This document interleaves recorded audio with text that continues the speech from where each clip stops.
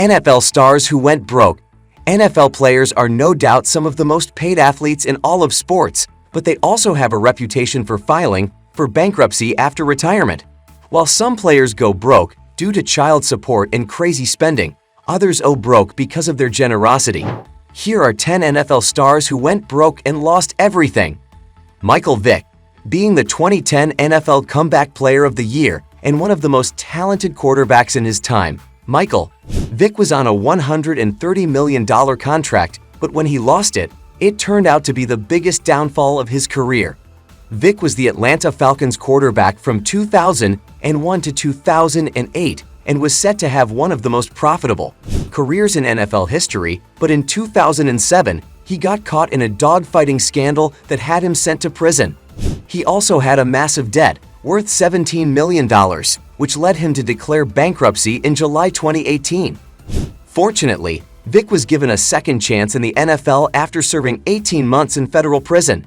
He had stints with the Eagles, Jets, and Steelers which allowed him to pay off the debt that closed his bankruptcy case. But his comeback was historic.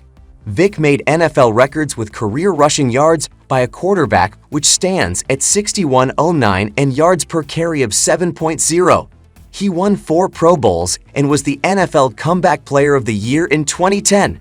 That year, Vick made a deal worth $100 with the football franchise and paid off all his charges before 2015.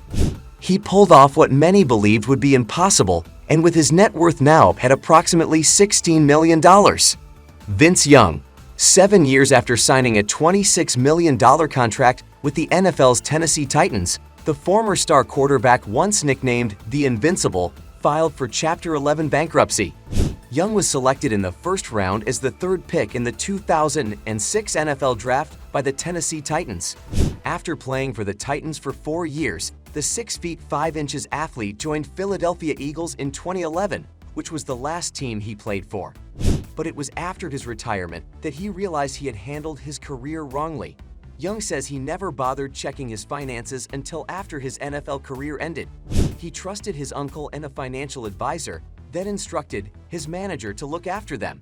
He was fond of extravagant spending, and he once spent $15,000 on one trip to the Cheesecake Factory. But it was large debts that completely drained his multi-million-dollar income away. However, Young did turn things around. He cleared his debts and started all over again. He earned a degree in applied learning and development from the University of Texas.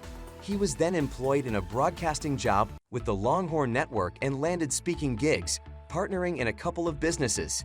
He later attempted a comeback in football with Canada's Saskatchewan Roughriders, but was released after an injury. Terrell Owens. Despite retiring rich, Terrell Owens blew all his earnings and eventually went broke. He was drafted in the 3rd round by the San Francisco 49ers in 1996, played there for 7 years, then balled for Philadelphia Eagles, Dallas Cowboys, Buffalo Bills, and the Bengals. During Terrell's tenure, he was selected for the Pro Bowl 6 times. He became the NFL receiving touchdowns leader 3 times and is also one of the all-time scoring leaders. He earned millions, but all of his assets were lost to poor investments. One of his worst decisions was his investment in the Alabama Entertainment Complex. He also collected $150,000 in fines for excessive touchdown celebrations, such as the 2 times he posed on the star in the middle of the Dallas Cowboys Stadium. The 6-time Pro Bowler also squandered his money on unnecessary expensive assets like cars and jewelry.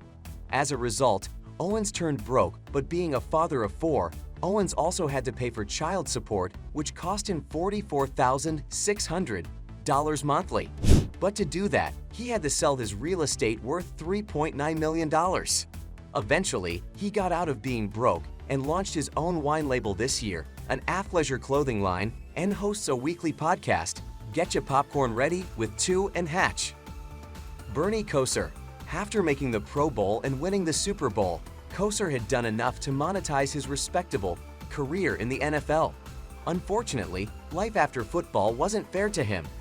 Kosar suffered losses of as much as $15 million due to his divorce, unsecured loans, and investments in a failed steakhouse, and incurred a large $18.9 million debt. At the same time, he had unsettled taxes with the state of Ohio that amounted to $173,000.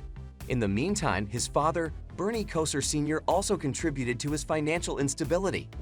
Kosar Sr. used to indiscriminately spend his son's money, turning one of the wealthiest athletes into a low-income person. Like Andrew Rison, he has been featured on ESPN's documentary movie 30 for 30, Broke. More recently, the ex-quarterback keeps himself busy by marketing sports betting, with that being the reason for his exit from the Browns radio program where he was employed. John Elway. John Elway might be one of the all-time greats, but he's also known for his poor investment decisions, especially when he was lured into a Ponzi scheme in 2010. Elway and his car business partner lost lots of money by investing in a so-called hedge fund run by Sean Muller. The former Bronco reportedly invested $15 million and lost $7 million on his investment. But to make things worse, Elway made another wrong decision when he said no to an investment opportunity offered to him by Broncos owner Pat Bowlen. At the time, a 10% stake in the team was promoted at $15 million, with an option for a further 10% based on conditions. Today, adjusted for inflation, that stake would be worth $388 million. But since going broke, Elway has seen his worth rise back to $145 million. Warren Sapp. Warren Sapp was outstanding on the field. However, off the field, he had problems with money management. His 3 contracts with the NFL during the height of his career added up to over $76 million. Despite earning millions of dollars in the NFL, Sapp retired with a $6.7 million debt to his name. Sapp lived a prodigal lifestyle as he blew money on expensive items like when he purchased a crazy number of Jordan sneakers and a $1,200 rug made of lion skin and many more. But it was a loan for a failed business project to build affordable housing in St. Lucie County that finally forced Sapp to make the call. This former defensive tackle for the Tampa Bay Buccaneers and Oakland Raiders filed for bankruptcy in 2012, and he owed money not only to the IRS, but also to the mothers of his children. Although post-retirement, Sapp got a job as an analyst with the NFL Network, they eventually let him walk, leaving him unemployed. Dan Marino. Dan Marino impressively has one of the worst business investments on this list, already full of horrible spending. The celebrated ex-Miami Dolphins quarterback lost several millions after backing a James Cameron-founded company that flopped in 2012.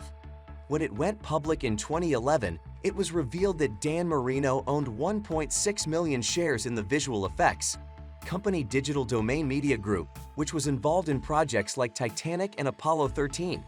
His loss was estimated at around $14 million. Digital Domain is still around today, but Marino has transitioned to broadcasting for CBS and HBO and serves as a special advisor to the leadership of the Miami Dolphins since 2014. William Perry. Jovial William, the Refrigerator Perry, set a record as the largest running back to score a touchdown and racked in large purses during his 10-year NFL career. But today, the former Bears lineman is living in a retirement facility with bad finances and worsening health.